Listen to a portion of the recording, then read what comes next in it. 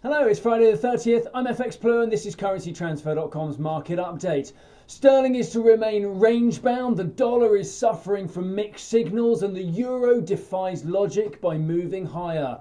But yesterday, May and Corbyn agreed to a live TV debate ahead of the Brexit vote in Parliament. However, keeping in theme with all things to do with Brexit, they couldn't agree on what channel should screen the event. Theresa May agreed with the BBC, but Jeremy Corbyn wants it on ITV, saying that he wants to watch I'm a Celebrity afterwards. Honestly, that's the actual reason. From the leader of the opposition. But hey, look, if you overlay May's Dancing Queen entry to the Tory conference, we should feel blessed that the political leadership is so in touch with the people. Hashtag relatable.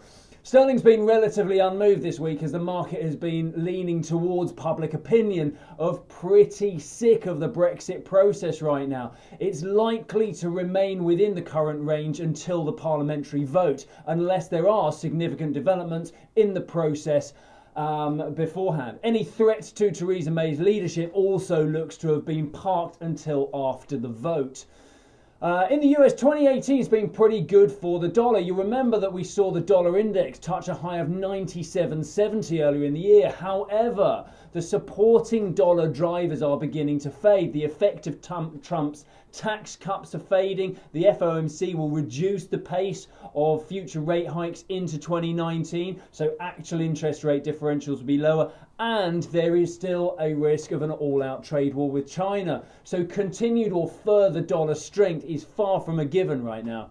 The dollar index fell again yesterday to 96.60, but we got non-farm payrolls next week, which will help the market make any final judgment on the chances of a December rate hike. The FOMC minutes suggest that further rate hike is warranted, but Chairman Powell has turned a little bit more dovish in the ensuing weeks since the FOMC minutes were recorded.